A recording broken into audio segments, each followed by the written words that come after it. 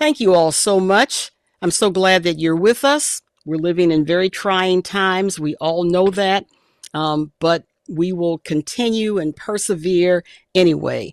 So we're going to go on. I'm going to turn it over to my friend, Dr. Garth Dallas. He just defended his thesis, otherwise known as his we call it in the United States dissertation.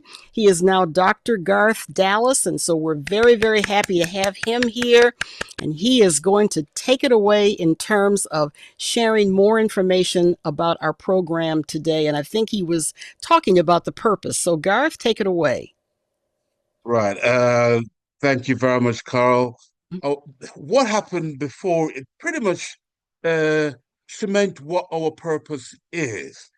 And our purpose is to ensure that we shine a light on the elephant in the room, which is race.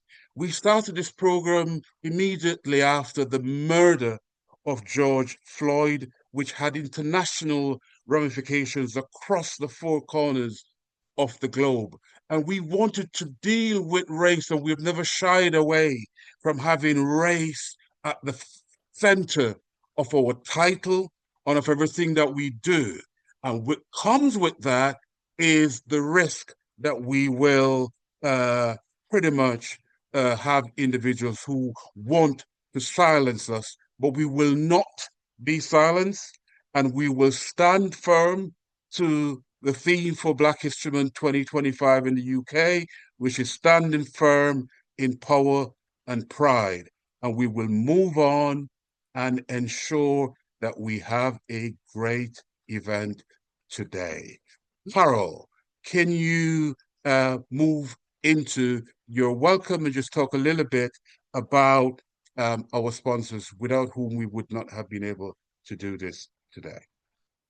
I will be happy to do so. Thank you so much. Let me go to my screens and I will move us along. Thank you so very much, Garth.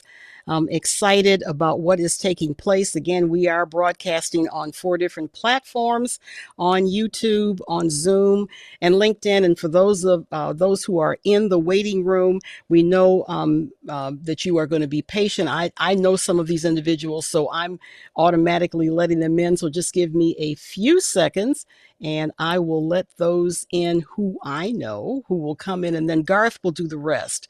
So again, thank you so very much for your patience.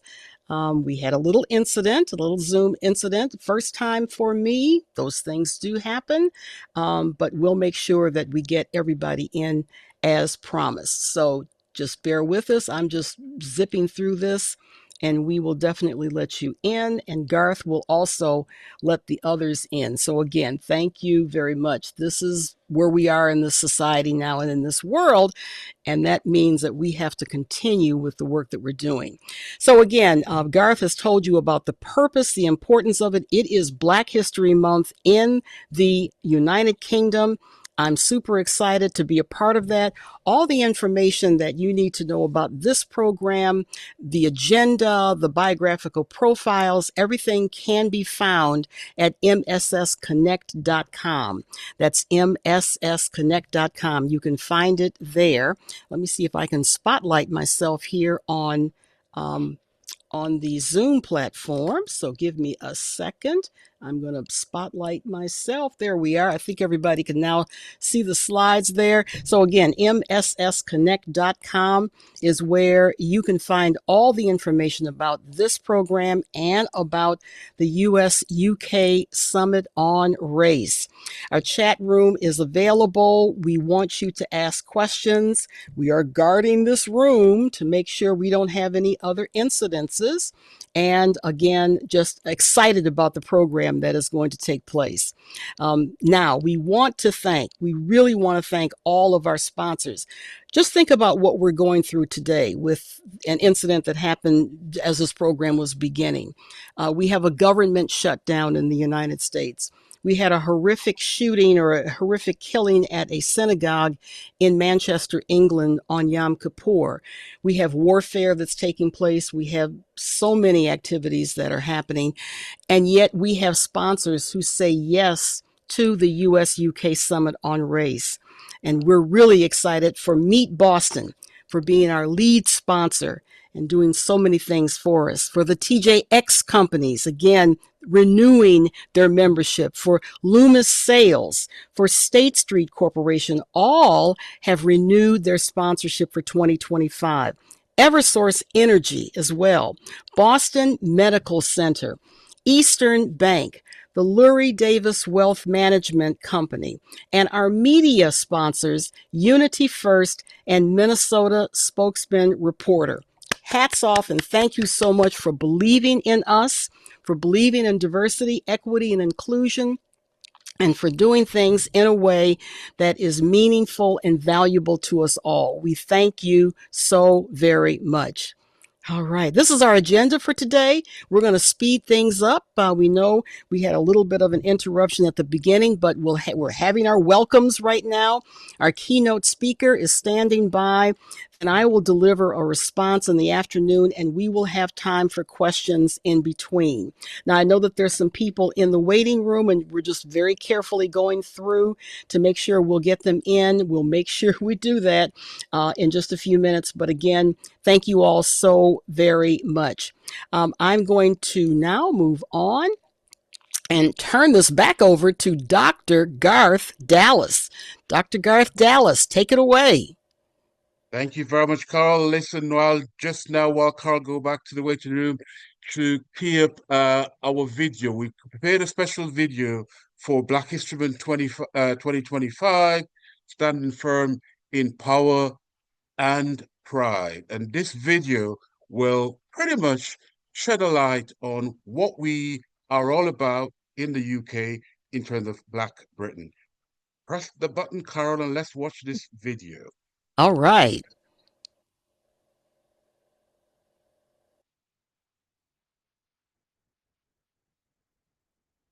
The place of black people in British history is sometimes thought of as a story that begins with the arrival of the Windrush. In reality, the Windrush is just one chapter in a much longer history.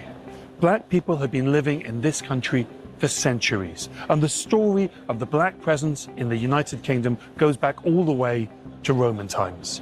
When I was 16, I went into a bookshop and I bought this book, Staying Power by Peter Fryer. And to black British people of my generation, this was the most important book in the world, because what it did was it showed us that we weren't new arrivals, but that we were part of a longer, deeper history that went back centuries.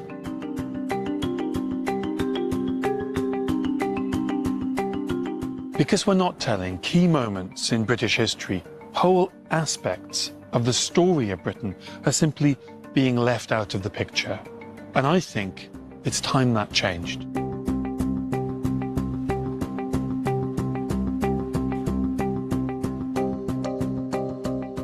That phrase, Black British, that we're really used to today, I never heard that when I was growing up. To be black and to be British, well, they were two separate things. You couldn't really be both. To be black was not really to be British. And it was the history, it was books like Staying Power by Peter Fryer that showed me that there'd always been black British people. Black British history is so diverse. It's just kind of a shame that at a young age you can't really participate and celebrate in your identity. How can you not want to learn about your past because you can't go forward without understanding your past? When I talk to young black people, what they tell me is that they are as desperate as I was when I was their age to learn more about the longer history of the black presence in Britain, and that history is still not being taught to them. It's great that we learn today about the biographies of individual black figures from the past, and those stories were important to me when I was growing up. But what we seem still to neglect are exploring other issues, things like the development of racial thinking in the 18th and 19th centuries, or the centrality of slavery to the British economy. Black history is more than just biographies. It is fundamental to understanding British history because it is a fundamental part of British history. I don't know if this whole exclusionary history is like a nod to empire, laziness, or they just don't really care about black people, people of colour, working class, or women in general. I just don't know. What the new science is proving is that there were Afro-Romans living in Britain. There are people who find it challenging, even threatening, that black people have been in Britain since Roman times. There are people who feel the need, when this is discussed online, to go on Twitter, to go on social media and discredit these ideas. There are people who would rather deny the facts than confront the quite simple, uncontroversial, in my view, reality is that Britain was part of the Roman Empire and the Roman Empire was multiracial. One of the best examples is the ivory bangle lady. She was a middle-class Afro-Roman living in 4th century York. We know she was African because of the tests that had been done on her remains and because among her possessions was a bracelet made of African ivory. John Blank was a trumpeter in the court of the Tudors, in the court of Henry VIII, and he is the first black Briton for whom we have not just a name and evidence from the archives, we have his picture. He appears on a document called the 1511 Westminster Tournament Roll. He is the first black Briton whose name we can give a face to. That makes him really special. Among the documents that tell us something of the life of John Blank is a petition that he had written demanding a pay rise. Now, he's sending this petition to his boss, to Henry VIII. What that tells us is that this is somebody who values themselves. This is somebody who understands that their skills are worth something, and he's willing to stick his neck out and demand a pay rise from Henry VIII, and he gets his pay rise. When I was at school, I was taught about the Act of Abolition, that Britain freed the slaves. What I wasn't told was that Britain also compensated the slave owners to the tune £20 million. Now that's around £17 billion today. Slavery wasn't just abolished, the slave owners were compensated for their loss of property, human property. There was another part of the Act of Abolition that I didn't learn at school. What I wasn't taught was that the former slaves weren't freed immediately. They were made to work 45 hours a week for the next 4 to 6 years for their former owner in a system that was called apprenticeship.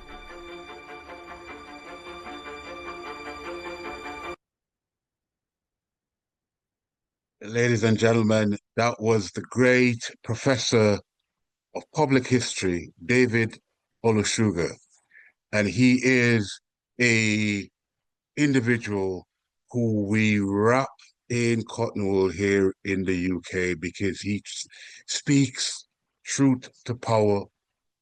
And I wanted our audience to have an insight into the fact that the Black history and the Black presence in the UK goes back many, many, many years. There are similarities and differences, but the similarities are there for you to see that we have to continue to celebrate Black history, and not just in terms of biographies, but in terms of history of where we're from, who we are as a people.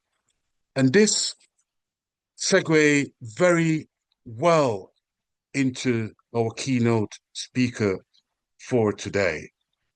And I'm so pleased that we've managed to have with us Professor Kehinde Andrews, who is the UK's first professor of Black Studies. It is my honor to introduce him. He is a professor at Birmingham City University, where he established the first Black Studies program in Europe. He's chair of many organizations and he's editor-in-chief of Make It Plain. His fearless scholarship challenges the foundation of systemic racism. He's the author of several influential books, including The Psychosis of Whiteness in 2023 and The New Age Empire 2021. His forthcoming book, Nobody Can Give You Freedom, The Real Mission of Malcolm X, was scheduled to be published in September 2025. And he continues to do his radical truth-telling throughout his book. Today, Professor Andrews will deliver a keynote speech that seriously speaks directly to this moment, surviving in the age of the wolf. Please put your hands together and welcome Professor Kehinde Andrews. Hello, Professor. How are you doing? I'm good, thank you, everyone. Hope everyone's doing okay. Um, yeah, I mean, after the interruption to tell you the stakes and where we're at and what's at the time that we're in, I guess. Yeah, it's good to be. I've called my short intervention "Surviving in the Age of the Wolf," and that comes from my latest book, which is out, Malcolm X. Nobody can give you freedom. The real mission of Malcolm X. I know because my background, you can see it. But the book came out, and thinking about US UK.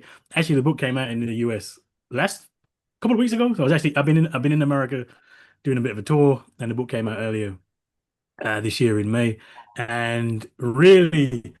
I'm going to frame a lot of this. If you've heard me talk before, you would certainly have heard that Malcolm X, for me, is kind of the most important intellectual of the 20th century.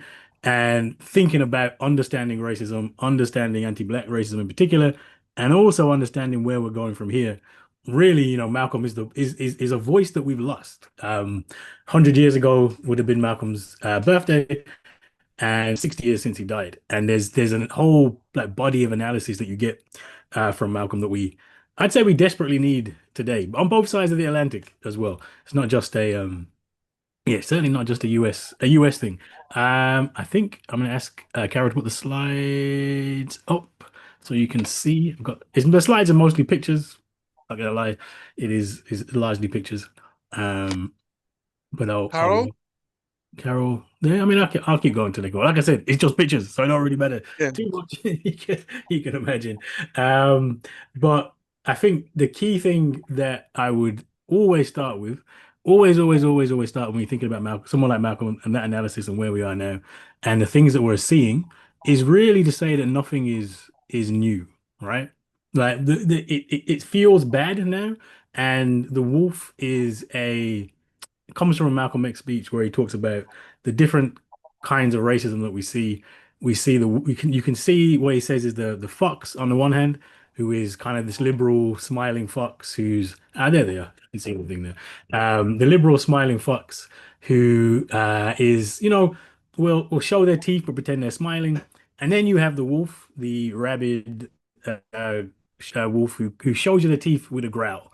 This is where we are, right? If you think about the last, I don't know, 50 years or so, or since Malcolm was passed, the biggest change that we've seen in terms of race relations is that the wolf has been not totally caged, but certainly less than. Actually giving a lecture today to my students, and it's hard to understand. When I talk to my mom's generation, they got the vicious racism. They were chanting the N-word at them. It was just open hostility. I mean, in the UK, there were no laws against racial discrimination until the 1960s.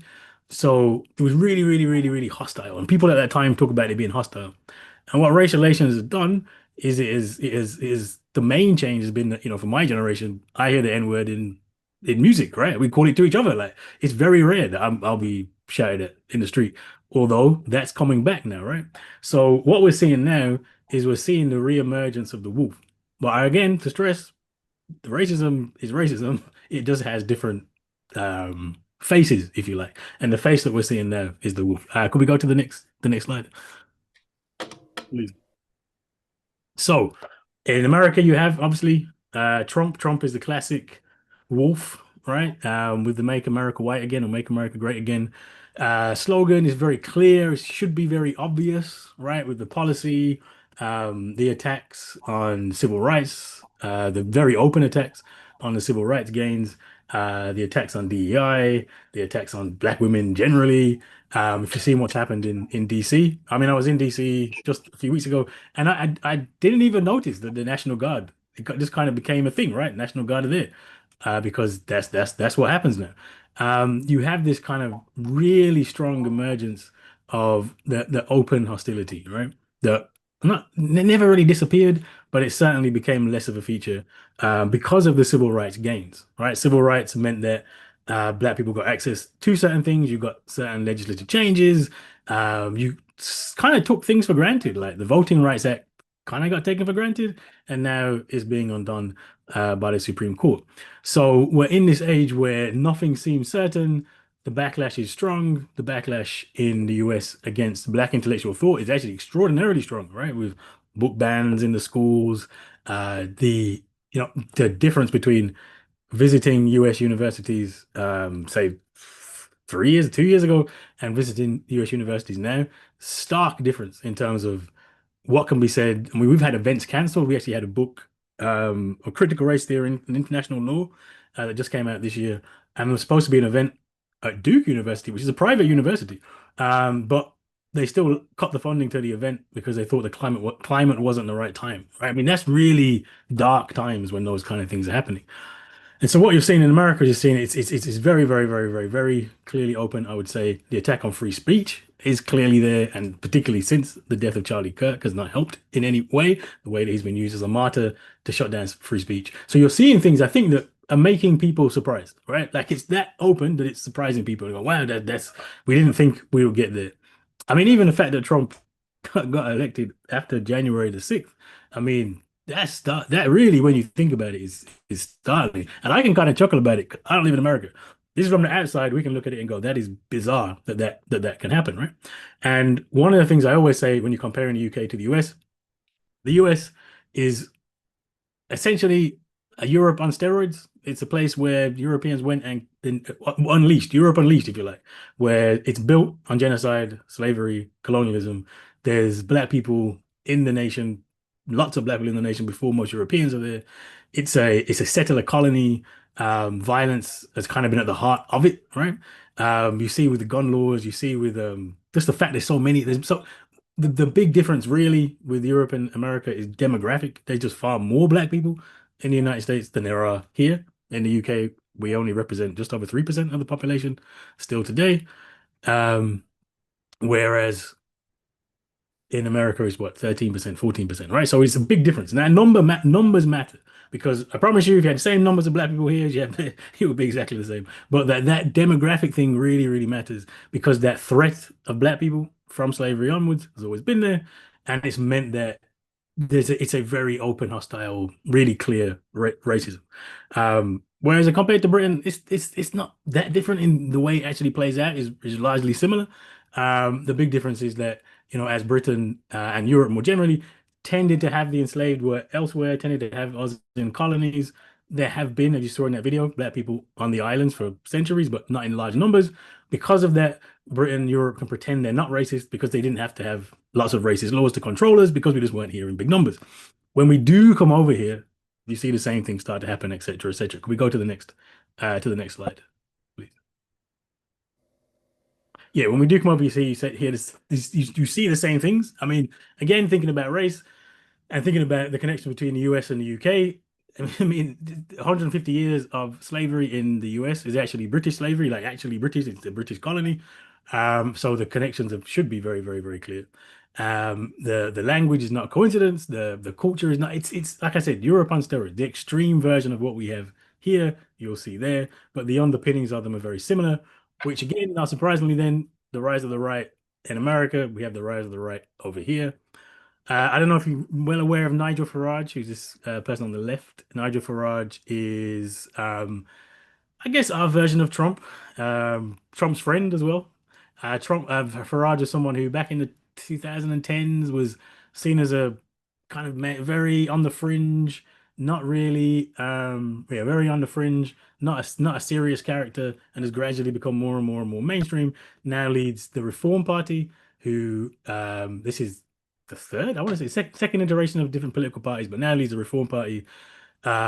Suggested the other day that they would deport people who actually have legal right to remain in the country. I mean, that's how anti-immigration. That Farage has always been right wing, now is very central, and all the opinion polls say that if we had an election today, Reform would win in a landslide victory. Which again, that's a surprise. That would not have happened 10 years ago. This would happen today, right? And so what we're seeing is, again, it's the wolf, right? Open wolf. I mean, we got pictures here just a few weeks ago when I was in America. there was a big far right rally. 100,000 people marched through London. These flags. English flag is the St. George's Cross, the red one with the white background, red cross. The British flag is the Union Jack. They've started to be put up all over the place. People said it was just patriotism. I promise you, if people start waving those flags around, it is not patriotism in this country. It is very much a way to say this is Britain, this is ours, and it is not for you, right? There's been massive protests at side asylums, places where they're housing asylum seekers. This is just last year there was racist riots across the country. So again, we're seeing this reemergence of the wolf, and it feels scary, certainly. But I would stress it's not necessarily different. The difference is this is stuff which happened pretty much constantly in the 70s, 80s. And it went away to some extent and it's become again and it's really, really, really come back. And with the UK and Europe more generally, the big thing around racist policy, because like I said, we're not here in large numbers until the 60s. The thing was to keep Britain white, was to keep us out. It's immigration policy. Immigration policy is where you'll find a racist policy. Like you're not going to find Jim Crow legislation. You're not going to find direct legislation that discriminates because it wasn't really necessary, right? And when we came, we were just discriminated against and there were no protections. But the policy you will find is immigration policy. Keep us out, keep us away, keep Britain white. And that's why the issue of asylum seekers, the issue of migrants has been the key issue in the UK. And interestingly enough, is becoming more and more an issue in the US, right? With the ICE, etc., etc.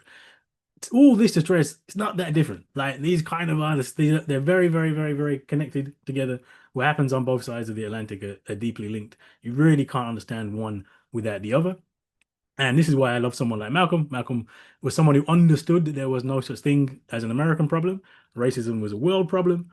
And, Malcolm spent a large part of his time last year of his life traveling, right? He was in Birmingham, I live in Birmingham in the UK, second biggest city in the UK, best part of the UK as well. I always say to everybody, don't call me British, but I am definitely from Birmingham. That's where I get my pride from. But Malcolm was here 9 days before he died, right? He was really this international connections and international struggle, which is why it's really important to have spaces like these. So going to the next slide, please. This is a quote around Malcolm because what one of the things happening and definitely happens when you have the wolf, it's scary, right? Like it's people are like terrible things are happening.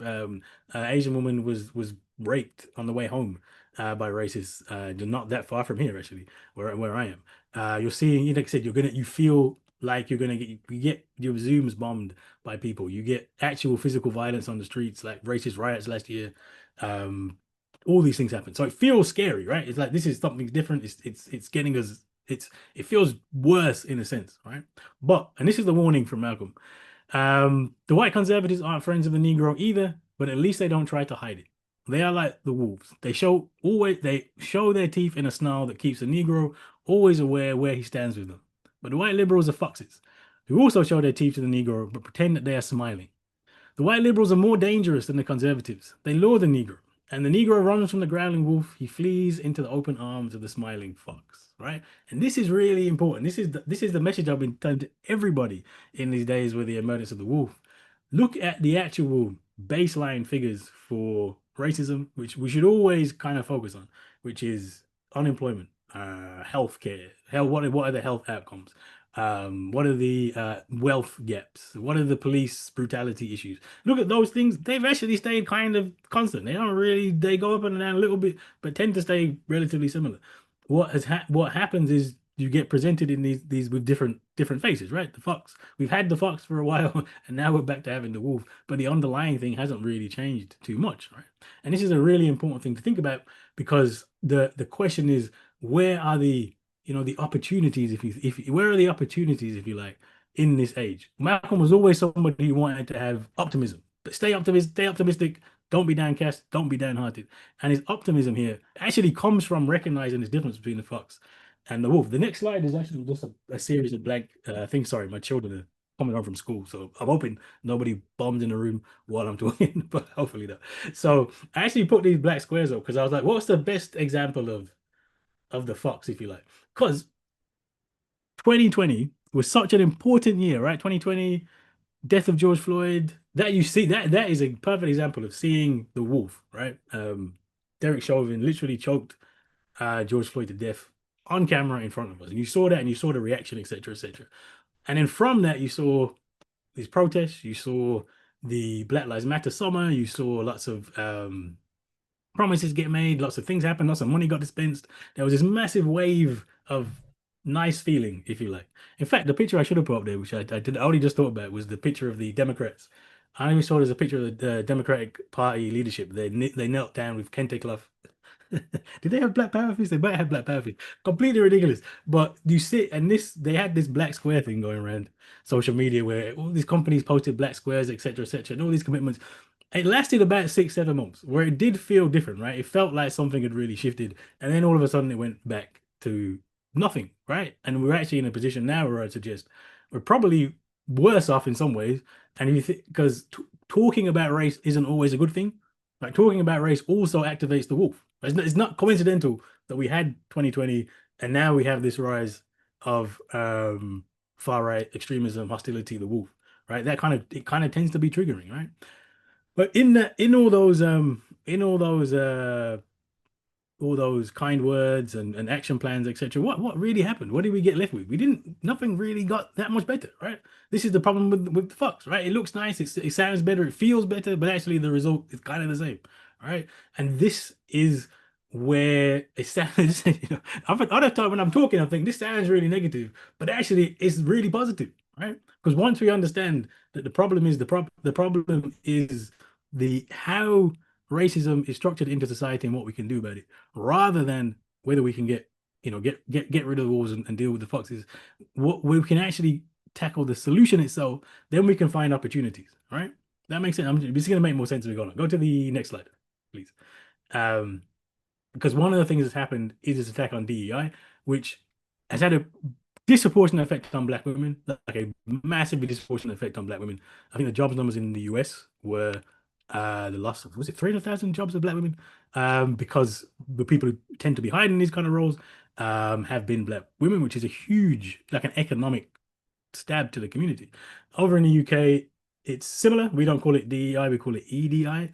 Not to the same extent. There hasn't been as big an attack on it. There's still EDI is still recognized as a thing. It's certainly less money because it's we don't live in, just like racism is not a national system, neither are corporations. These corporations are massive. Half of them, they got American firms. They're global. So the shutdown of DEI in America has actually impacted directly here, although it's not the same. There's not this open hostile yet. Could be partly because we have a Labour Democratic Party in power, so it could change. Obviously, if Farage and the Reform Party get in power, but it hasn't been as bad. But this attack on DEI has been obviously problematic. So lost jobs, lost opportunities, etc., etc., etc. But also opens up a space to think about, well, what were there was some interesting things that happen in DEI. So one of those is internally trying to get people employment, obviously trying to get people promoted. These are obviously very, very, very important things.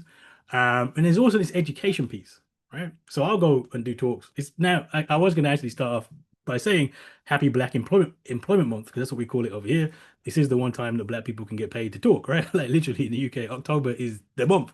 And I'll go in and I'll do these talks to corporations.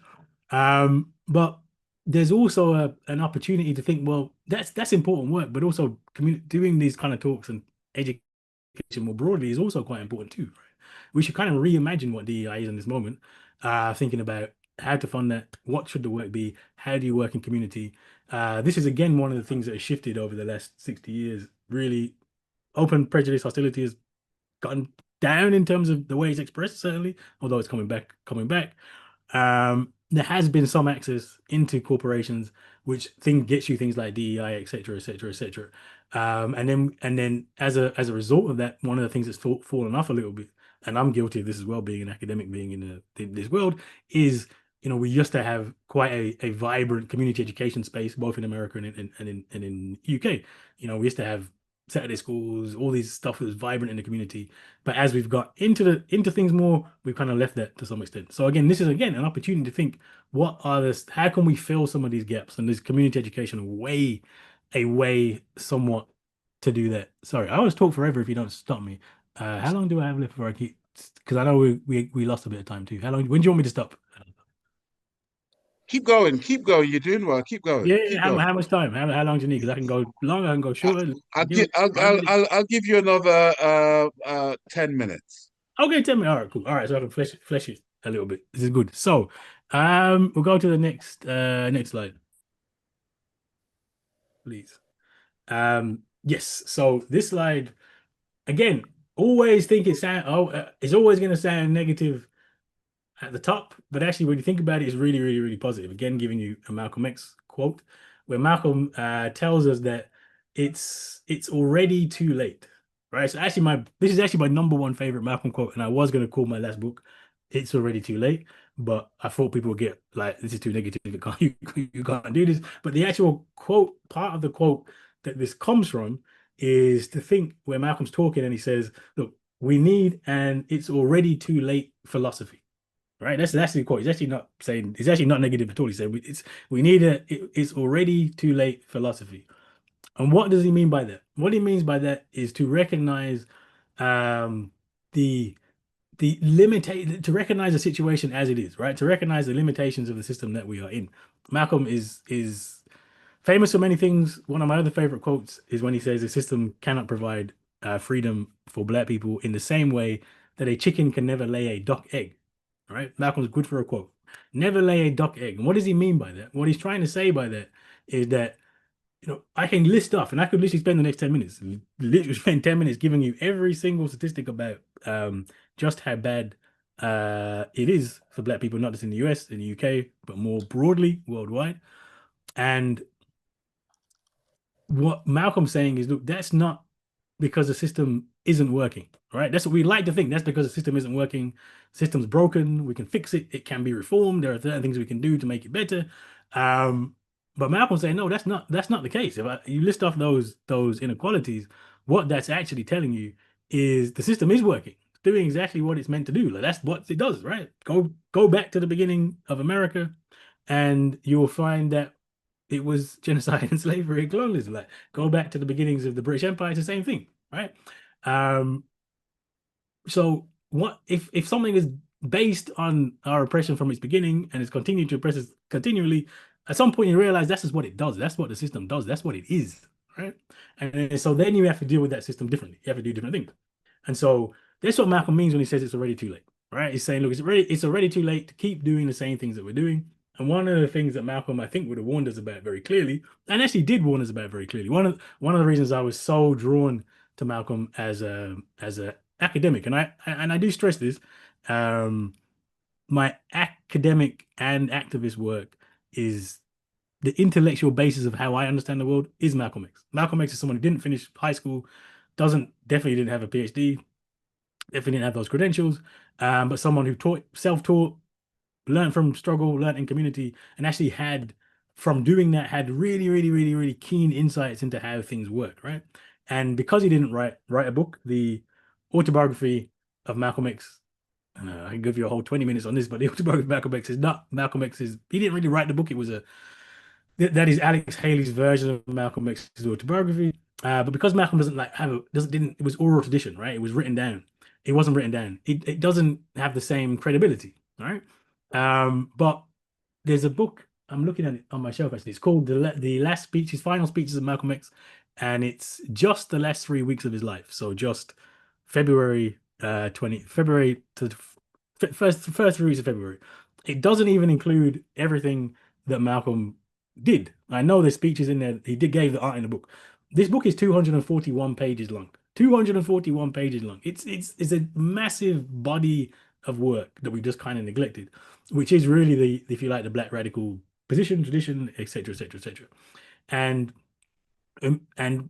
what when I really understood this, because thinking about things that are cracked down in America as part of the anti-DEI backlash against Black thought is the backlash against critical race theory. The critical race theory, and ironically, the people who don't like critical race theory don't actually know what critical race theory is, right? critical race theory is definitely not Marxist. I mean, it's actually the opposite of Marxism, like the actual opposite. Like Marxists can't stand critical race theory. And one of my good friends, Kimberly Crenshaw, was once talking to over here. Her name's Kemi Badenoch, the leader of our Republican Party, our version of the Republican Party, Kemi Badenoch, who very much Trump's very much, yeah, very much takes Trump's line on everything. Is very much against critical race theory. Kemi Badenoch came out and said that, you know, teaching critical race theory in schools is a crime, basically. Or Kemi Badenoch, as uh, Dr. Dr. Scholar calls it. And Kemi Badenoch was discussing critical race theory with Kimberly Crenshaw, and Kimberly Crenshaw said to her, said, "Look, well, do you actually read any critical race theory?" And her response was totally blunt. She just said, "Why would I read any of that?" I mean, there's a proper ignorance at the basis of a lot of this stuff, where it's like, well, I don't read it. I'm just telling you I don't like it, right? Which is partly why I called whiteness a psychosis, because it doesn't, it's not rational. We often think you can win these debates rationally. You just can't win them, right? They're not rational debates, right? If you're going to sit someone's going to reject something as Marxism and not know what it is, what's the point in even having the conversation? A lot of this is actually trying to save us time. It's already too late to get involved in these round conversations that aren't going to get us anywhere, right? So if we take that and we understand that, look, what if Malcolm was alive today? We had this whole series. So I have Make It Plain as a podcast. We actually made a documentary where I filmed it in the UK, filmed it in, talked to my parents, talked to George the poet over here, went to America, went to the Shabazz Center in Harlem and spoke to Dr. Ilyasha Shabazz, who is Malcolm's third daughter. And you know, we were trying to say, like, what would, if Malcolm was around today, what would he say? I mean, the main thing he'd say was, look, I told you so, right? Like, literally, critical race theory is based on the idea that racism is a permanent feature of American society, and they're looking back at the civil rights gains and saying, look, actually, civil rights was the most successful movement probably in history, right? And civil rights really gets what it wants: want voting rights, want access, want reform. In America, you even get affirmative action, which we can never, like in the UK, is illegal. Would never happen. In the UK, though, civil rights movement again relatively successful. We get Racial Relations Act, we get changes, we push for things. There's a whole bevy of changes. I couldn't be Professor of Black Studies in front of you now without all the things that happened in the UK to make that happen over the years. So it's very, very successful, right? But the critical race theory emerges because people like Kimberly Crenshaw are their legal scholars looking back in the 90s and going, well, look, we got everything we wanted, but actually nothing really got that much better. Like if you look at that baseline I was talking about has stayed kind of the same. And in some ways in America has actually got worse with mass incarceration. And mass incarceration is the figures are like, when you actually start to break down the figures, it's something that we couldn't even imagine over here. And here in the UK, the black male youth unemployment rate today, I believe, is the same as it was in 1980. It hasn't changed at all. Like literally hasn't changed at all. So you have all these changes, but then nothing. But then things kind of stay the same, right? And so if Malcolm was alive, he'd say, "Well, look, I told you that what would happen if you go down this route. Because a chicken can never lay a duck egg, you can have token integration. Some people will do okay, but the majority will be locked out, right? And I think that's where we are today. So where I'm again, I tell you, I'm gonna be positive. I already end positively. Again, this is not negative. It's absolutely not negative. This is positive in the sense that it's it's it's it's always things you can do, right? There's always a solution. There's always movement that can be made. It's just movement in the right direction. And so, and one of the quotes I came across I hadn't heard so I did the book. So the book on Malcolm is, I just read everything, listened to everything again, and was like, let me outline Malcolm's political thought. What did he say? What did he think? Etc. Etc. And one of the quotes that I came across I hadn't seen before was, he says, "My biggest mistake was trying to organize a sleeping people. You need to wake people up first. And what the fox is good at, the fox is good at lulling us to sleep. The fox is good at making us think that things are improving when they're not really improving, right? Like I have to remind people, I had this debate on Clay Kane. I don't know if anybody in America knows Clay Kane. Clay Kane has a show on Sirius XM, and we had this debate, and he's saying, "Well, look, I was pointing out that none of that baseline I'm talking about, none of it got better under the black president Obama. None of it got better, right? It didn't improve. It felt better, but it didn't get better, right? So what's happened is that we can get lulled into sleep by the wolf, And actually, when you have the fucks, it wakes you up, right? Like nobody in the UK is looking at this going, "Oh, the UK is not racist. This is a great place to live." We're seeing the fascism on the streets. Hopefully, in America, it's the same. When you see this rise of the right, you're seeing it on the streets, so you understand what the stakes are. It's a better representation of what the system is. And the quote I'll end on with is that Malcolm says, if a person is sitting on a warm stove, he has patience to wait to get up because it's only warm. But for the masses of black people who are sitting on in a hot stove, they're impatient, and no matter how much you tell them progress is being made, it's not fast enough for them. Sometimes a hot stove is what you need. Sometimes a hot stove is what needs to get up and to really understand the stakes and to move and to organize. So, for those of us who do believe that we need to have substantive changes, this is actually the perfect time. The time of the wolf is the time to rally, is the time to bring people together, is the time because it shows you what the stakes are. We have to survive it because for sure there's like actual real turmoil and a real danger we have to organize to protect ourselves in, but it's also the perfect time to wake people up, to bring people into the movement that we need because there's a serious the problem of racism hasn't really got much better in the last 60 years since Malcolm died, and the question is how we're going to organize, come together to make sure that in the next 60 years we're not still having that conversation. We're not still having that combination. Sorry, maybe I said the fuck. I keep saying I keep getting fucks and wolves up. The wolf wakes you up. The fucks send you to sleep. So the time of the wolf is definitely the time. This that hopefully can wake people up and get people to organize. This is the perfect time to organize, and I'm going to end there because that's positive. Thank you very much.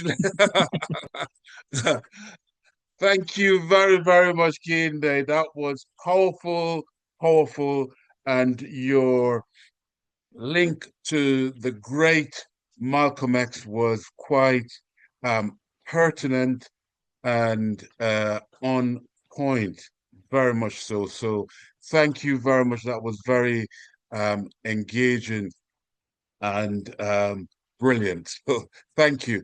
And someone says they're insightful and inspiring. And someone else asked about is racism is systemic, and a question that came through, and I'll start with that question: is racism not a permanent feature of capitalism? Linking back to this whole theme around democracy, So, can you answer that not just through the lens of capitalism, neoliberalism, but through the lens of the political foundation that empowers capitalism and neoliberalism? Uh, yeah, sure. I mean, of course. I mean, racism is capitalism. I think if you just understand, when we understand how capitalism emerged, in fact, I'll put some links in the chat. There was a debate I had the other day about reparations on a right-wing podcast called Trigonometry, and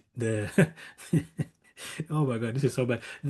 I was pointing out that actually the industrial revolution is built on racism, right? It's slavery, colonialism.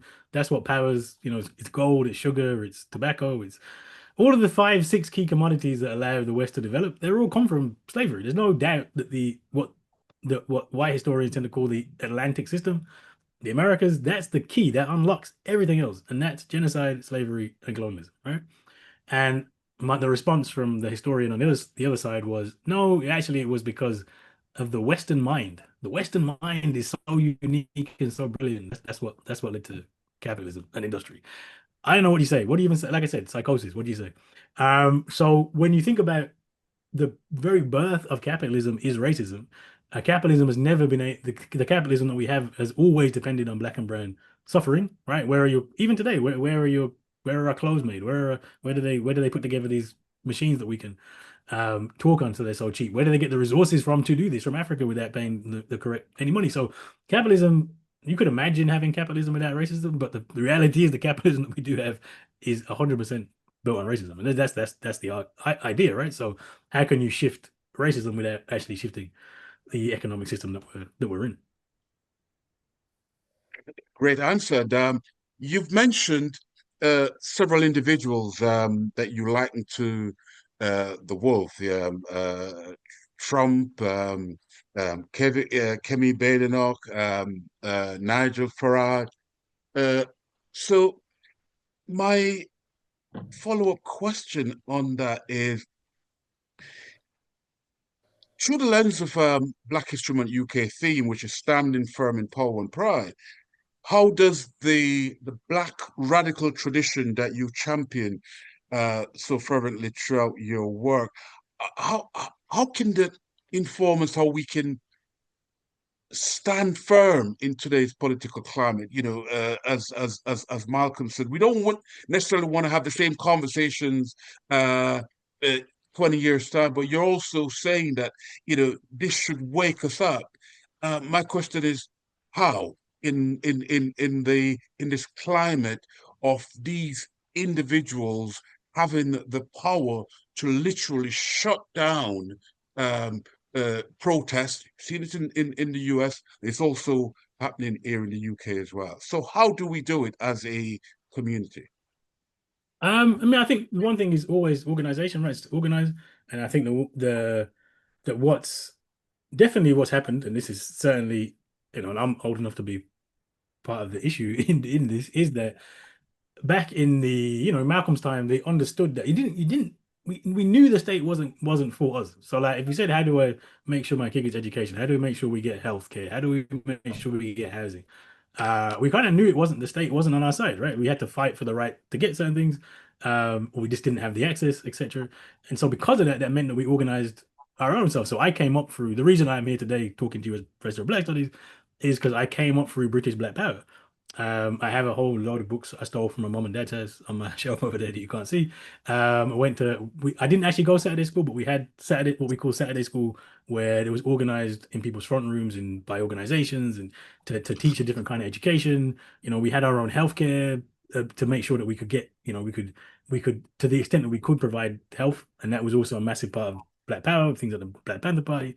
Housing. I mean, people got housing here not because the government helped step in, because we putting money together. We called partner, made our own housing associations. So, but because of that, I mean, we had a whole infrastructure that we were able to build and come through, which actually propelled us into the mainstream. But I think the mistake that we made is, and I've done this, like I said, I'm a professor, so this is again, I now have a great job, wonderful, good for me. But that has come at the expense of those community initiatives. And I think one of the things that this should remind us now is the state's not going to do it for us, we have to do it for ourselves. So we should be thinking again about community education, about community healthcare, about community housing and all these things. And if we do that, we'll be in a much better position, because you can shut down a protest, but you can't shut down organization which is grassroots, which is connected, which has the support of the community. And that really is the way that freedom is. That's what Malcolm was suggesting on a local level, and then doing that in different countries and bringing that together. Well, that's really radical practice if you can do that across the diaspora.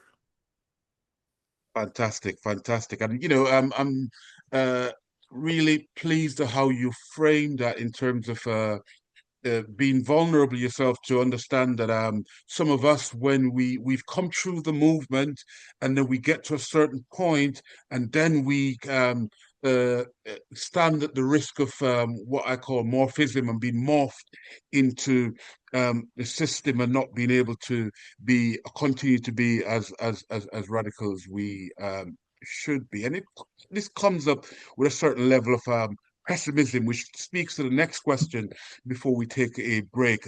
Question for Kehinde: on the scale of Afro-pessimism, double consciousness, futility, where are you at in terms of that whole double consciousness? Oh, that's We've a got big that on gap. one side. We're conscious on one side, and we are you're a professor. But on the other side, we want to go out there, or we want to demonstrate and do all the protests as well. That's a big question. I'm gonna try to be as quick as possible. So, like, Afro pessimism has some of the good the same analysis, but doesn't have what academics tend to often do is not have the solution, which is organized revolution. Malcolm has never been, and me personally, there's no pessimism here. I can tell you how bad it is, but there's always optimism. I'm telling you how bad it is so that we'll organize and do something different. And blackness is not some state of social death. Blackness is the solution to which we come. If we organize and embrace and connect across Africa and the diaspora, that's the solution, and that's always been the solution, and that will be the solution until we're all gone in some great flood or something like that. So there's no pessimism, right? That's the key thing. And double consciousness is an interesting one. I did in the book I talk about this. Malcolm doesn't really talk about Du Bois too much. For those who don't know, Du Bois, had this idea of double consciousness, this two-ness of being American and being a Negro, and how they tear you apart because you can't fit them into one body. In fact, David talked about it in the intro about black and British. Malcolm actually cuts through all of that. Just says, "Look, I ain't American. I'm black. There is one consciousness." For me, it's kind of the same. I will depart from people on this. Black British is not something I embrace. I'm black and I'm in Britain. That means I just have one consciousness. It's black. It's global. It connects us all. And you kind of sidestep the issue of double consciousness in that sense. And future. Look, we have to think about the future. We have to have a plan for the future. We have to be saying where are we going, and it has to be. And one of the good things about Afrofuturism and future is to think radically different, right? Like what we tend to, because it is life and death, we'll tend to think about the symptoms of the illness or the symptoms. So police brutality is a symptom, for example. It's just a deadly symptom. Mass incarceration is a symptom. You can fix the symptoms, but that's not actually the problem, right? The problem is the society that we live in is the problem. And so we can't always just think about the symptoms. We have to think about what's the big, how do we imagine a future that's completely different? Because otherwise we get trapped in this one, just dealing with the symptoms, not dealing with the actual disease. Great. And on the back of that, before we go into, we want to take a group picture. So prepare yourself for that. Carole will come on and take some photos of the group. But you mentioned Africa there and Afro consciousness. How do we bring Africans and Africa into the conversation is the final question for this segment that was asked by one of our participants. Oh, sorry, my computer started playing. How do we bring Africa? Well, I mean, How Africa's do always we bring Africans in this conversation, especially towards economic freedom? well, I mean, so one, Africa's always there. I mean, I think this is a really important. Like, we might like to pretend it's not, but like Malcolm told us, if you're in America, you're African. If you're in Britain, you're African. If you're in the Caribbean, you're African. Like, Africa's always there. But that when we say black, that is the connection which links us together. Economically, if you're thinking about, so what Malcolm talked about the short range program, which was how do we survive? Survival is, I use this term survival here on purpose because the best you can do here is survive. How do we survive better? And that can be using the vote, that can be economic empowerment, that can be using whatever tools you have at your disposal to survive is important that we do that locally. But really, in terms of how do you, when we're imagining, I said you have to imagine this future that's radically different. Africa is the only solution to that, right? Africa is the place that has the only place really in the world that has all the environmental stuff it needs, or the mineral wealth it needs, or the space it needs. Africa's potentially a place where you could do something completely radically different. But in the long term, obviously not in the short term. And it's about how do you build, Malcolm's politics is always about a radical Pan-Africanism. How do you build a link to the diaspora and the continent where you can actually do something radically different? But that is a big project, right? And that's a project that often scares us because we go, well, look, and the truth is that we talk about racism here, way worse on the African continent. Oh my God, it's worse. And don't. It's not always understood as racism because there's lots of black people, but I promise you, white supremacy works much more effectively on the African continent than it does here. I've been surprised. We're trying to organize a convention for African people in the Gambia, which will run. Convention for African people in Gambia will run in May. I'll put a link for this. It's sorry, April next year. And just trying to get people from one African country to another is a nightmare because it's so deeply colonial. Like, it's easier to fly to France. It's easier to fly to Europe than it is to get to your next door country. You can't even get in because of the visa sometimes. It's honestly, you think about education system, you think about the impacts of life and death.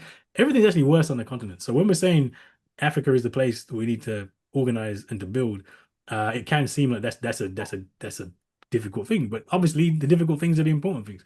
And why we're having this convention is just a starting point to kind of bring us together and say, well, actually, let's look at a radical future. What does that look like? How can you build something different? It's possible. We just have to decide to do it. And it's more possible now, right? With social media, these connections, etc.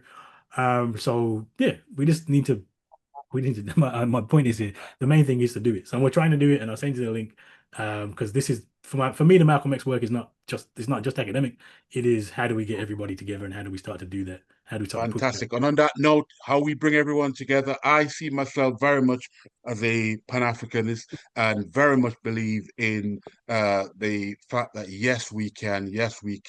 Let's keep hope alive. So thank you very much, Professor Kehinde Andrews. Thank you very much for that. We are now going to move into Carole is back. We're going to get some photographs and then we will move straight into segment 2.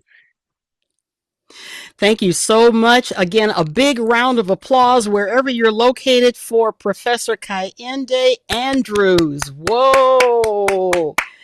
Oh, so deep, so relevant, and so appropriate for now. Thank you so much. Thank you. Everyone continues to listen. I've been monitoring Facebook and LinkedIn and YouTube. Thank you so much. We're going to very quickly take a photo, a group photo for those of us who are in Zoom. So turn your cameras on, look lovely, and we're going to take this photo, and then we will move on to our next segment. I'm excited about the next segment as well. And so we will begin in just a second. All right, I'm going to do a 3, 2, 1 a couple of times, 4 times. This is the first. 3, 2. This is for our Zoom audience. 3, 2, 1. And one more. We're going to do one more for this page. 3, 2, 1. Awesome. And then we're going to the next page. 3, 2, 1. Excellent. And then one more. 3, 2, 1. Super, super, super. Thank you so very much. All righty. So we're now going to move on to the next segment. Garth, thank you. I know you're going to be right on the back end, taking care of business. And we're going to skip our little break because we want to stay on time as much as possible and obviously have a conversation at the very end. So I'm going to start with my afternoon presentation. There we are. We're going to just skip the music, move on. Our next event is going to be just next month. It's the US UK, but it's the Multicultural Symposium Series conference. This will be on our conference series. Again, we're going to talk about these very tough issues in tough times. November 6th and the 7th, 2025. You'll begin to get notices about it in about a week or so. We have a great speaker lineup. It's going to be a dynamic program. And again, we thank you so much for your continued participation. And quickly, I'm going to play, we played this in June when Ephesus Henderson was our guest speaker. I want to play just a little bit of this again, and I'll make sure I have a link already set up where you can go and listen to the entire song. Ephesus made this song as a result of his work with DEI and the work that he was doing with us as our keynote speaker. This song was completely created on Suno, which is one of the generative AI platforms as a result of artificial intelligence, and it's really a cool song. So enjoy. Again, we'll leave the link. We're not going to play the entire song, but just a little bit of it, just to give you a little rhythm and upliftment, especially because of the topics that we're discussing. Is it really DEI you fear? Or is it the mirror of democracy that no longer reflects just you? Let's tell the truth. You say you fear inclusion, but it's justice you despise. You say it's woke confusion, but it's truth you can't recognize. We pulled back the curtain, and now you scream attack. But it's not your seat we're stealing, you just never look back. Or is it DEI you fear? Or a world that's finally clear, where power's not reserved for just a few up here? Is it black and brown you blame? Is it pride you try to shame? Or is it democracy with a brand new name? Oh, a name called us, all of us. A name called truth, unapologized. A name called justice, reclassify. Yeah, we see you, but do you see why? You chant merit, but you built the maze. You scream reverse while erasing our ways. You post the flags, you quote the founders, but fear the freedom that actually surrounds us. You want the dream, but not the dreamers. You want the song, but not the singers. You want control without reflection. A country locked in one complexion. you don't fear a program, you fear a change. don't fear fairness, you fear rearrange. Not afraid of policy, you're afraid of parity. And boy, is that a cool song. I love that song. Think about the words: fear, change, the beginning of this program trying to shock us so that we would stop our work. No way. I'm from Detroit. You do not back down when bullies and people who are doing things maliciously stare in your face and try to stop your progress. We are not going to stop our progress. We are not going to stop our progress. Let me get off my soapbox and move on. But that's just how I feel. And I play this song now because it just gives me energy and encouragement. And I thank Ephanus Henderson for actually creating that wonderful, wonderful song and other songs as well. So this is my response to the amazing message that we heard from Professor Kehinde Andrews. And I look at this in terms of united in solidarity. Again, we had our test this morning and we're back. We didn't stop. We kept going. We learned how to deal with individuals who are in our way, who want to stop our progress, because the mission is worldwide. And we can look at that two ways. We can look at it from the far right side. They have a mission. They've been working on their mission for decades. But we have a mission also, and we've been working on our mission for centuries. And so I really want to look at the powerful, amazing way that we can stay united. And I want to get your comments in the chat room. Keep the chat room going. I thank you so much for all the questions that you are asking and the comments that you are making. But again, we are on a mission in terms of cross-cultural collaboration, no matter what. No matter what country we're talking about, no matter what village or city we're talking about, no matter how high the stakes, we are looking at being united in solidarity. So as I move on with my message in terms of that, we are really looking at America is broken right now. And we're going to get to the rest of the world in just a few minutes. But America is definitely broken because the mission on the other side is worldwide. We have so many issues, so many personalities, new individuals you may have not ever heard of, who are standing in the way of progress. In the midst of all that, we are in day 3 of a congressional and of a budgetary federal shutdown in the United States, because two sides can't come together and figure out the way forward. Most specifically, I just did a live stream last night breaking it down in terms of healthcare issues that the Democrats are rallying behind, because if the tax premium credits in the United States with Obamacare specifically, if they expire, and if they are taken out of the federal budget that is being proposed, that has not been signed off on, most definitely the rates in terms of insurance policies for people who are on the Affordable Care Act or Obamacare, their rates are going to go significantly higher. So we're looking at the stakes being high, very, very high, in terms of a congressional shutdown, tariffs, issues that are taking place in other parts of the country and the world. Our country is hurting and it's broken. We have the rise of the Christian nationalist movement, which is not new at all. It's been around as long as the Heritage Foundation, which was started in 1980, and other movements before it. And we're looking at individuals. He's now part of the government. Russ Volt, he was a vice president for the Heritage Foundation. They are the main architects and authors of Project 2025. And people who said, our current president had nothing to do with Project 2025, well, the people who he surrounded himself with, who are now in office with him, they wrote Project 2025. So that is not true. That's inaccurate. And then obviously the vicious, malicious death, murder of Charlie Kirk. I was no lover of Charlie Kirk. I did not appreciate his methodology. He baited people. He didn't debate. He baited people. He was a staunch member of the Christian nationalist movement and said vulgar and awful things about Black women, trans people, the LGBTQ community, etc.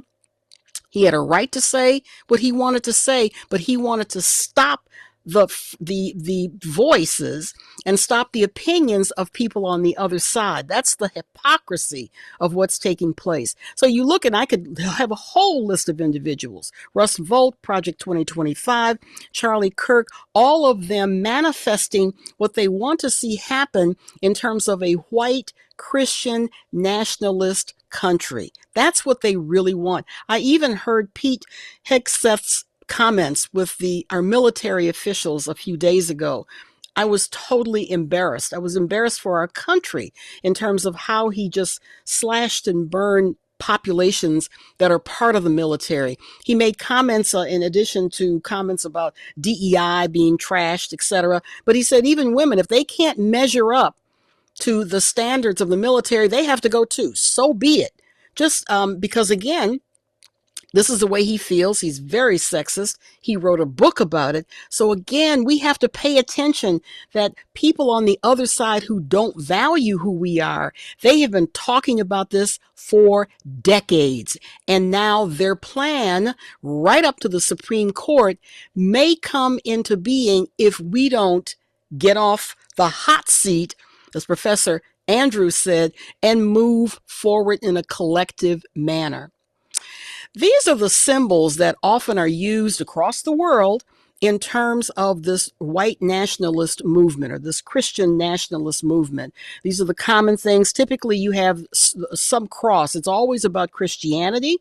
These right-wing movements, they'll use the cross in their clothing, with their flags, etc. They'll use patriotic colors. I'm using these colors because of the U.S. associated with American symbols and identity. That's often used. You have the stars and stripe, always talking about freedom and talking about liberty. It suggests loyalty to the nation and implies exclusion of others, exclusion of others.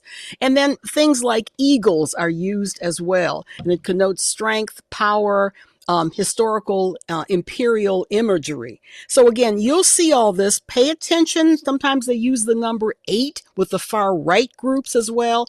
So these are becoming, unfortunately, more mainstream as we see more organizations adapting this kind of symbolism in the movement and in the agendas that they have. And we want to pay close attention to that. Now, this is a bar chart that I created because, again, we're not working in isolation. We have to understand that this is a worldwide movement. And so you see the bar chart where at the top, where Russia and the Philippines are part of that, those are authoritarian dictatorship consolidations where the authorities have consolidated all the power into their hands so that they can run their countries the way they want to. Now, Duarte, who was in the Philippines, he was the president of the Philippines since 2022. Now, Ferdinand Marcos' son has taken over, and he is now the president. And who knows how his direction will be. But the seedlings and the groundwork was set at that time, setting up authoritarianism. We know all about Putin and what he's doing. And when I say about consolidation, I'm talking about consolidation of the legislature, in our cases, the House of Representatives and the Senate. I'm looking at universities. There are direct attacks on universities, the press, any marketing that's taking place, and the inability to speak out and use your voice in terms of freedom of speech, almost completely annihilated in countries like Russia and the Philippines. And if people do speak out, as the brave gentleman did about 18 months ago, who ended up in prison and then suddenly died, those kind of things can happen to people who speak out. Underneath it, we're looking at Turkey and El Salvador. That's full authoritarian drift. They're drifting in that area. True story. Back in 2006, right before my daughter married, I was invited to speak in El Salvador. I learned how to use YouTube in El Salvador. Worked with a great group of young people and educators as well. And at that time, kidnapping was a business. It was just common that people just got lifted off the streets and their families had to come up with ransom money to get them out. That was common. It just got progressively worse.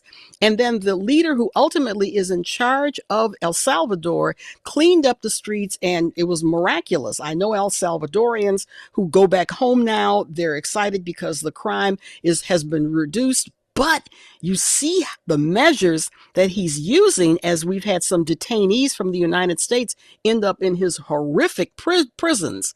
So there is that dictatorship mentality that's happening in El Salvador right now. Turkey, unfortunately, with Erdogan and his leadership, also represents that kind of drift toward authoritarianism. And then a hybrid that you have, Hungary, Viktor Orban, who Donald Trump loves, India with Modi, and the new president of Brazil and past presidents as well. You have sort of a mishmash between liberalism, democracies, and authoritarianism that's moving farther and farther to the right. I'd say that Hungary probably leads the way with that. And in many ways, Project 2025, Donald Trump and Russ Volt and the others, they are mirroring what they see in countries like Hungary. And then strong far-right influences taking place with their leadership, Austria, Poland, and Italy. So that gives you a bar chart of the countries that are taking place. I asked the question, I said, okay, what about the United States and the UK? The United States is drifting and moving farther and farther to the right because of the leadership, less so in the United Kingdom. Professor Andrews, you had asked the question earlier. This is another chart that also just shows just a geographic disbursement in terms of where these countries are, where they're located, in terms of Asia Pacific, the Middle East, Europe, and the Americas. And yes, we probably have to have a whole different segment on Africa and what was done to them and the various governance that's taking place in the 54 countries in Africa. So we move on, and these are my solutions. And I want to entertain your questions. I really want to hear your questions. I have 6 different ways to look at what we can do, how we can help. You cannot throw your hands up. You have to look at how can we move forward, combat a lot of the ills that we see. Let people know who don't want us to run these kind of programs. No, we're going to run these programs whether you like it or not, because they are important reminders of the liberties, the free speech, the democracy that we want to save. Number 1 is voting. Voting. We have special elections now. I'm talking to my American friends now. We have special elections now in the United States that are taking place all over the country. Next year, we have midterm elections. Please be an active role in citizenship by voting, by helping people to vote, by taking people to the polls, by understanding what the issues are. You have artificial intelligence now. I'm teaching a class on that, a master class on that. You can put questions in ChatGPT, Gemini, Claude, any of the other platforms that are generatively AI programs, and ask them about, who are these issues, what are the issues, etc., so that you become an informed person. Go to the library, talk about the issues with your friends and colleagues. Voting should be number 1 on your list each and every election, whether it's a town election, whether it's a city, state election, and definitely the midterm elections next November 2026. Number 2, defend and expand voting access. Voting is a right, it's a privilege, and if we're not careful, it will be taken away from people very incrementally so. Very incrementally, where they change the rules in terms of where your voting poll is and you weren't told, or there's something else that was done and it makes you ineligible to vote. You have to keep up on these issues. You have to be vigilant about these issues, because the expansion of voting is what we want to have. We don't want voters to be impaired or barred from voting, particularly in the next 18 months or so. Number 3, show up in civil society. Make your voice known. Who knows what's going to happen as a result of this shutdown? People are very concerned about losing their jobs, losing their benefits, having some kind of interruption. Even people who service the federal government will be impacted. I have a project that I'm working on that involves information I need to get from the government, and now I can't get anything until the shutdown ends. So show up, find out what's going on, make your voices known. So very, very important to do so. Not just in you can not in terms of marching or demonstrating, that's certainly part of it, but also keep in touch with your legislators, your state legislators, with congressional legislators. Talk to their staff persons in your respective towns, those who are in the United States. Every month, your U.S. congresspersons either have a staff person or they actually do it. They show up somewhere in your region.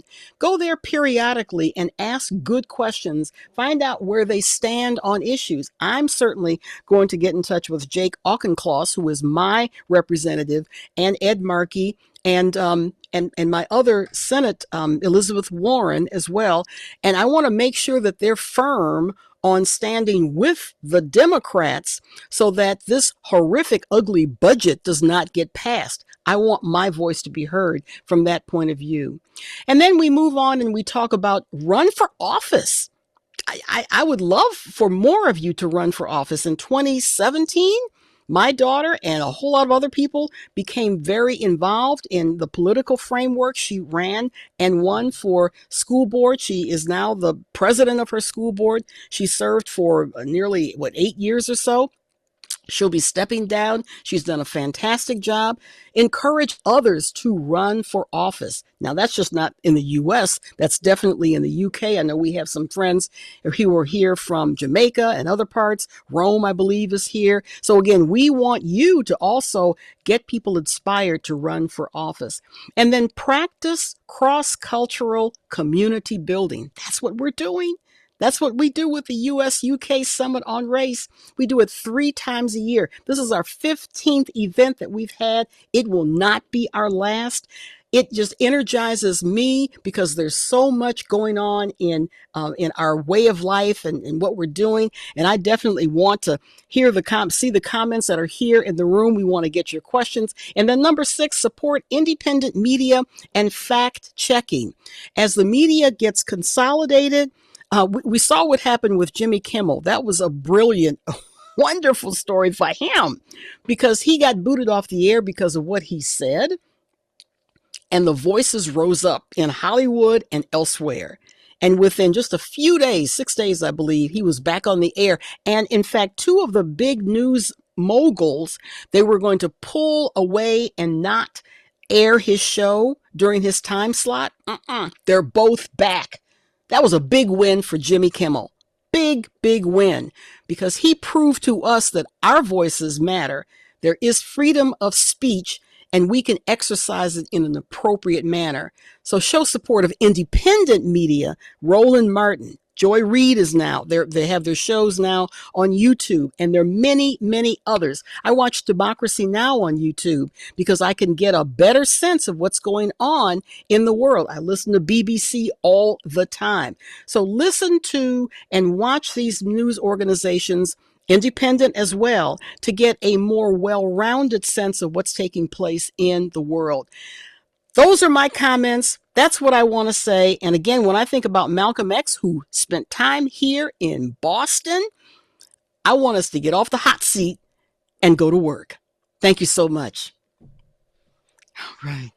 Wow. Thank you very much, Carole. Wow. Powerful, powerful, powerful. Drop the mic. Oh, we have been treated absolutely amazingly. 2 brilliant, powerful speakers today, looking at the UK and the response from Carole for the US is just absolutely amazing. Quite a few questions have been coming through, and I just really want to just thank you, Thank you both. Brilliant. Let's take a breath. Wow. What do you think, everyone? Listen, someone asked a question about in terms of the world order, and you mentioned quite a few countries there, Carole. And someone brought up the BRIC countries, which is Brazil, Russia, India, China, and South Africa, as a potential challenge to the world order, so to speak, as it stands now, which the South, which is predominantly linked to what Professor Andrews coined the capitalism, the capital of capitalism, which is, in his words, is the root cause of racism. Do you see, either of you, do you see that BRIC countries as being in any way different or offering any solutions, bearing in mind that more black people live in Brazil than anywhere else in terms of black people being taken from Africa. And we also know that there are problems with racism in Brazil as well. And we know same thing in others, India, caste system. How do you see that? To answer that question that's been raised in the chat room. I'll start it off. Thank you so much for that question. Again, in the bar chart that I showed, all the countries you named except China were on there. And we know China is a communist country. It's an authoritarian country. So again, we're looking, in fact, they just had a summit in China that involved India and Russia, and I believe North Korea as well. So you're seeing the galvanizing of these authoritarian countries and how they are positioning themselves in the world. And as the U.S. is threatened by democracy because we have a leader who wants to be better than that group, it means we have to stand up and pay attention, get off that hot seat and do something. So it is already happening. That's a great question. And again, those countries are all positioning themselves to be the dominant powers from an authoritarian position. Professor Andrews? Yeah, I mean, I think the key for the BRICS, and there's differences, like you said, Brazil there's more black people in Brazil than any country apart from Nigeria, right? Because slavery was so dominant in Brazil. But Russia's a different case. I mean, Russia's a different case. I don't know if I trust Russia very, very far. And also I think when you look at China, look at India, the question has to be, are they different? How different are they economically? So China's rise and India's rise are predicated on kind of doing a similar thing to Europe. If you look at China and Africa, is kind of bad since the 2000s. And so that'll be my only worry. If you look at Brazil, it is an extremely authoritarian country. Although there are lots of black people there, they don't have much political power.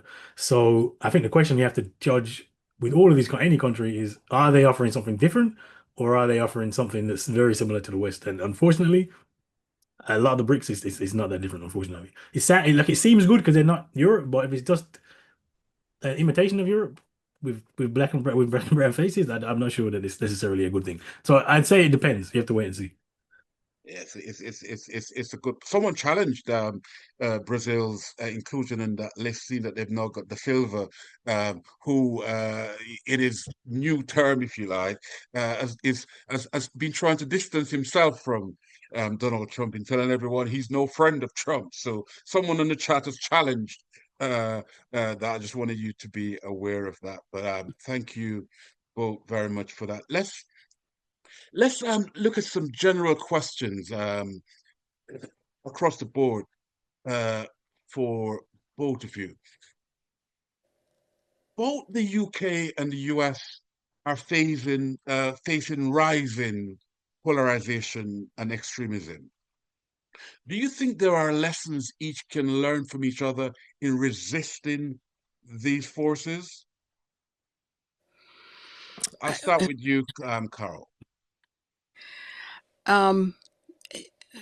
The resistance, the tension in the United States, I'm speaking from an American perspective, goes back a couple of centuries now. We're getting ready to celebrate our 250th anniversary from the UK in 2026.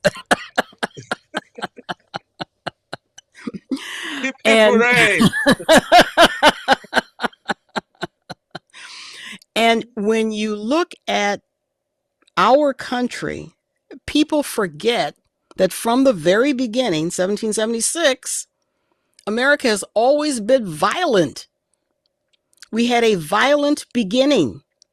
We had the Declaration of Independence followed by the Constitution that had Article 1, Section 2, Clause 3 that literally made black people subhuman. Two-thirds of the population, two-thirds of a person. That's how they ranked my folks, my ancestors. They can't deport me because my folks go back to the 1700s. Oh, that gets me riled up when I think about people being deported.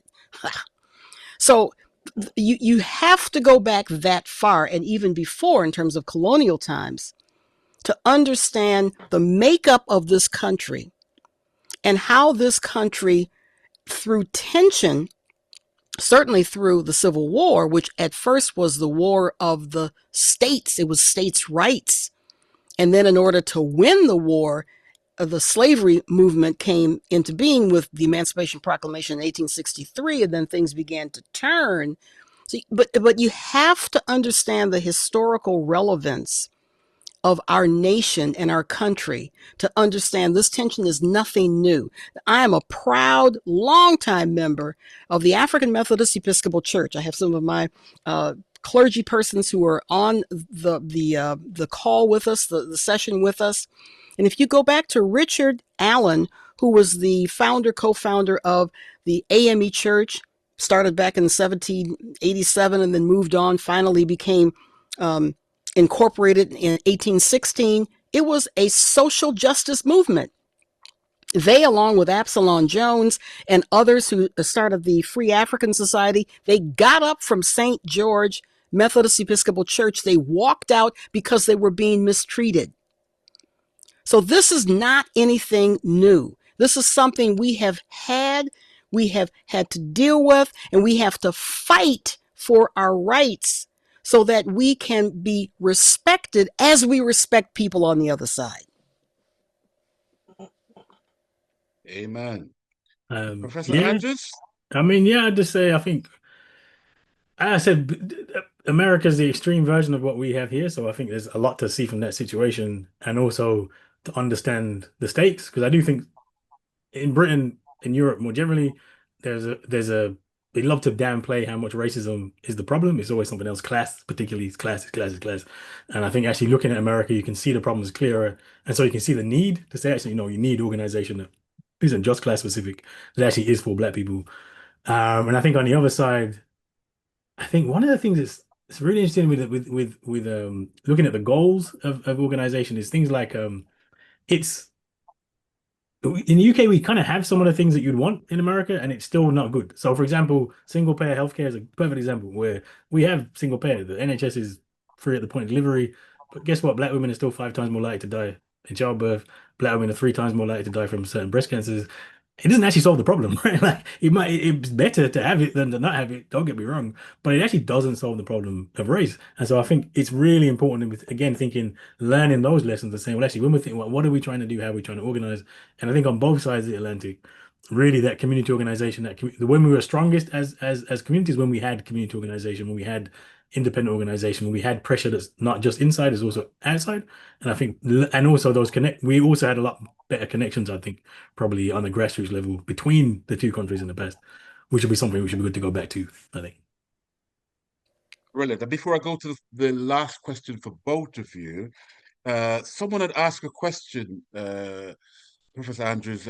You obviously Malcolm X is your hero in many ways, shape, or form.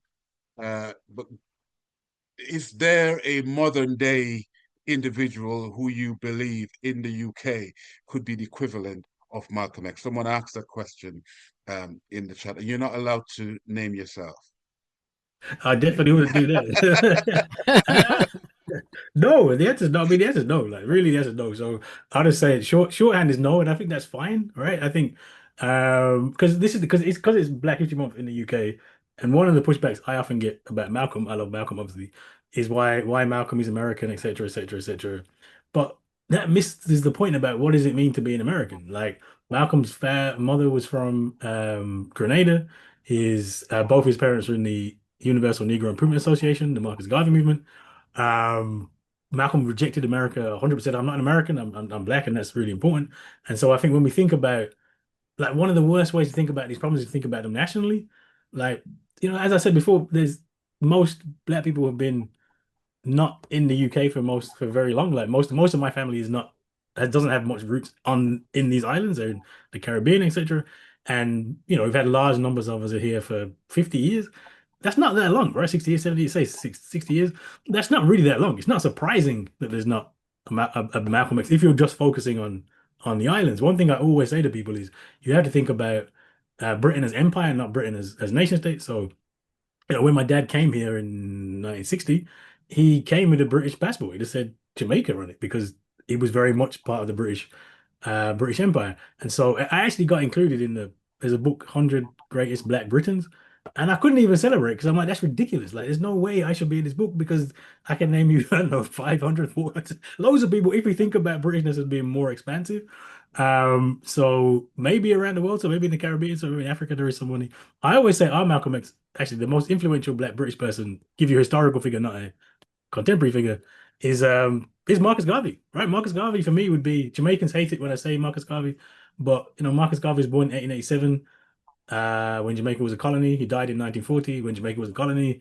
Marcus Garvey was not alive to be a Jamaican. He was very much British if we understand what Britishness is, and that's one of the things with this whole immigration debate in the UK just gets wrong. Like we are here because you were there. Like my family in Jamaica contributed just as much as anybody's family up in Manchester because that's what Britain was. Britain was empire, not nation state. So I always say no, there is no Malcolm X on these islands. Why would there be? We have to think about it much, much, much more expansively. I think if that makes sense. Thank you, and a shout out to my brother. He's not on the call, but his wife is on the call, and for many, many years he called himself Patrick X when we were growing up in high school. He's a great advocate of Malcolm X as well. So shout out to my dear brother, Dr. Patrick Dallas. Well, action and hope to close off this section for both of you. For younger generations who may feel there is no hope around democracy, just going back to our theme around democracy being in peril, what would you say about the role of Black communities in creating a more just future? You said, Carole, that we must hold firm. This is not new. This too shall pass. But we want to get those younger folks to stay with us. What is your message of hope to those young folks who will be rightfully so disillusioned about the whole stuff that's going on around them at the moment? I would say that's a great question. I would say you have to remember that freedom and personal liberties for all and justice, most importantly, it is a process and a movement. It takes time. What we see today is a moment. And I'm not the first person to say this. I heard Angela Davis back in January, who gave a prolific message that talked about movement versus moment. And what we're seeing now with the rise of the right across the world, what we're seeing in terms of what's taking place in our own neighborhoods and how our neighbors think, and idiotic people who come on Zoom sessions like this to expose themselves and just be stupid. Those kind of things, they're moments. They're not movements. We are a part of a movement that goes from one generation to the next. I get my inspiration from my mother, my father, Juanita Abernathy, even my brother, and other people in my family. I could just go way back.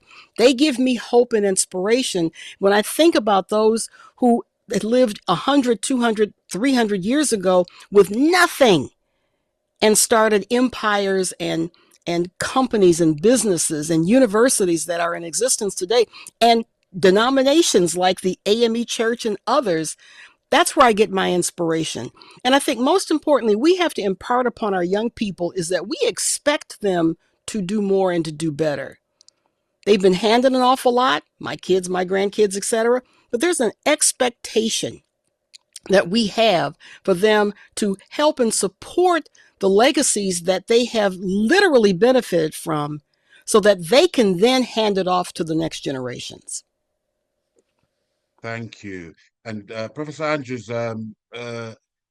going back to David Olusoga's video, there were some young people there that there was this whole dichotomy around Black and Black British, and you yourself have touched on that. So if you could you answer your question through those lens of those young people in Britain now who may want to be known as Black British, but maybe not?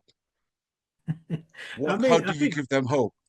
There's no, I mean, so what I would say is there's always hope. There's like Carole gave the perfect answer. Like there's a long tradition here. This is the struggle. This is what it is. That's the condition of being Black, right? Like we have to. The struggle continues and it passes on, and we're still involved, obviously. I mean, I think. Look again to quote Malcolm, because all I do is quote Malcolm anyway. But but what do you say? You've seen no democracy, always seen as hypocrisy. We have no American dream. All you have is the American nightmare, right? You've only experienced a nightmare. And I think people are still having those experiences. And I think that just shows you what the system is, right? So again, what is the hope? The hope is in embracing our Blackness, embracing our shared connection, embracing, like, I don't want to say, like I said, for me, the British thing is so what does that get you, right? What does it get us to say, look, I'm British? What does that get us? That gets us what Malcolm would call second class citizenship, token integration. Where's the hope is when we come together as a diaspora, when we come together as a people and say, look, I'm Black, and that connects me to 2 billion people around the world. That says that we're part of a shared struggle and collective future. That's hope. That's optimism. That's where you find your hope and your optimism, I think. And that's always been the case, right? That's always been the struggle that we're trying to build. And it's, I guess it's easier now than it was before. Going back to my greatest Black Britain of all time, Marcus Garvey, they built an organization with between 2 and 8 million Black people across 40 countries 100 years ago, before there was telephone. How'd they do that? If they could do that now, then we should have finished by now. So the tools are at our disposal in a way they never have been. We just have to decide to do it. So revolution is possible. There's always hope. Revolution is possible. There's always hope. Keep hope alive. Keep hope alive. Listen, we are literally going to end on time. We brought it back because we respect our people's times. And I just want to say thank you, everyone, for staying with us, for being resilient, for getting back up and staying with us, because we shall not be moved. We see this as a positive because we are making traction.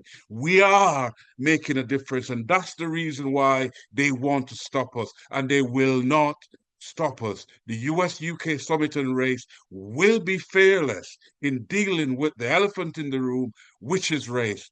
Have a great Black History Month, UK. Have a great optimistic world in your own world across the world. And thank you for joining us, and we will see you in November at Carole's Multicultural Symposium.